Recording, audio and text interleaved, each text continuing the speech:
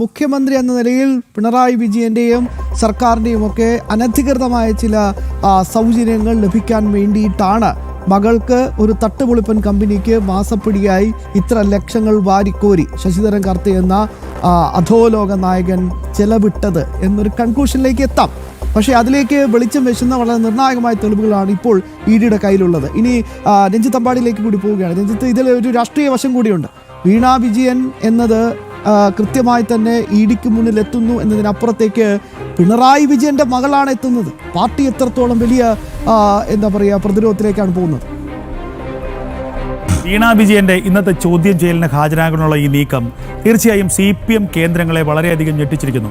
ശ്യാം, ഇതിനകത്ത് മനസ്സിലാക്കേണ്ടത് വളരെ കൃത്യമായ ചോദ്യാവലികൾ തയ്യാറാക്കിക്കൊണ്ടാണ് ഇപ്പോൾ ED വീണ വിജയനെ ഇന്ന് ചോദ്യം ചെയ്യലിന് വിളിപ്പിച്ചിരിക്കുന്നത്. ഇതിനു മുൻപ് 2-3 തവണ ചോദ്യം ചെയ്യലിനെ വിളിപ്പിച്ചുവെങ്കിലും അന്നൊക്കെ പല കാരണങ്ങൾ പറഞ്ഞ് ഒഴിയുകയായിരുന്നു വീണ വിജയൻ.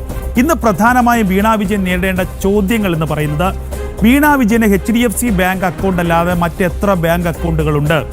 അബുദാബി ബാങ്ക് വഴി എത്ര രൂപയുടെ കൈമാറ്റം നടന്നു? അബുദാബി ബാങ്കിൽ നമുക്കറിയാം പിണറായി വിജയന്റെ മകനും വീണ വിജയന്റെ സഹോദരനും ആയിട്ടുള്ള വ്യക്തിക്ക് അവിടെ ജോലി ഉണ്ടായിരുന്നു. അദ്ദേഹത്തിന് ഇപ്പോഴും അവിടെ ജോലി ഉണ്ടെന്ന് തന്നെയാണ് കരുതപ്പെടുന്നത്.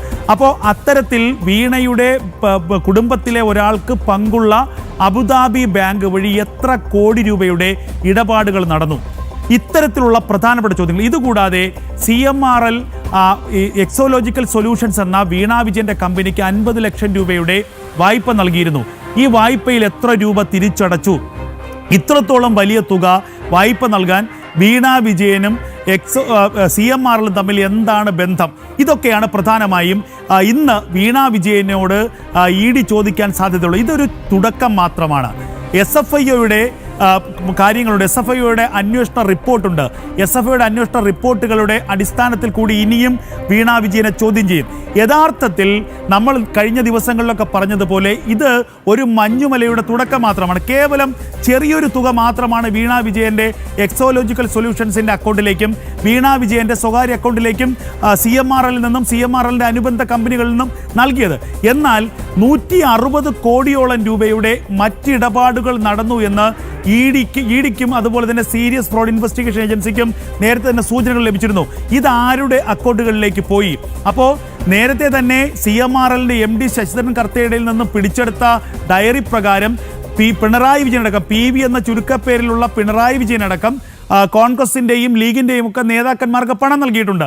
ഇത് കൂടാതെ തന്നെ റിപ്പോർട്ടുകൾ പ്രകാരം അല്ലെങ്കിൽ SFIക്ക് CMRL നൽകിയ റിപ്പോർട്ടുകൾ പ്രകാരം പരസ്യ ഇനത്തിലും അല്ലെങ്കിൽ സംഭാവന ഇനത്തിലും ഒക്കെ തന്നെ കോടിക്കണക്കിന് രൂപ അവർ കേരളത്തിലെ പല നേതാക്കന്മാർക്കുമായി ചെലവഴിച്ചിട്ടുണ്ട്. അപ്പോൾ ശ്യാം സൂചിപ്പിച്ച പോലെ തന്നെ ഇത് ഒരു തുടക്കം മാത്രമാണ്. വീണ വിജയനിലൂടെ ED എത്തിച്ചേരാൻ പോകുന്നത് അല്ലെങ്കിൽ ED ലക്ഷ്യമിടുന്നത് പിണറായി വിജയനെയാണ്. പിണറായി വിജയൻ എന്ന കേരളത്തിൻ്റെ മുൻ മുഖ്യമന്ത്രി ഇപ്പോഴത്തെ പ്രതിപക്ഷ നേതാവിനെ കുടുക്കാനുള്ള അല്ലെങ്കിൽ പിണറായി വിജയനിലേക്ക് എത്തിച്ചേരാനുള്ള ഒരു ടൂൾ മാത്രമാണ്, ഒരു വഴി മാത്രമാണ് വീണ വിജയൻ.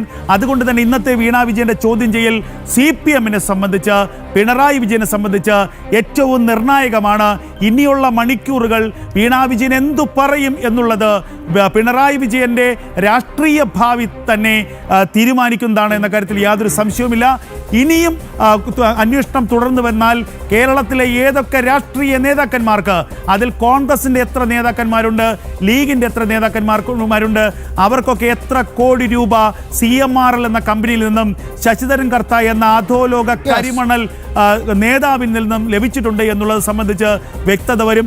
എന്തായാലും വീണയെ പൂട്ടുന്നതിനൊപ്പം തന്നെ പിണറായി വിജയനും അഴിയാക്കുരുക്കിടാനുള്ള നീക്കത്തിലാണ് ഇപ്പോൾ ED സംഘം.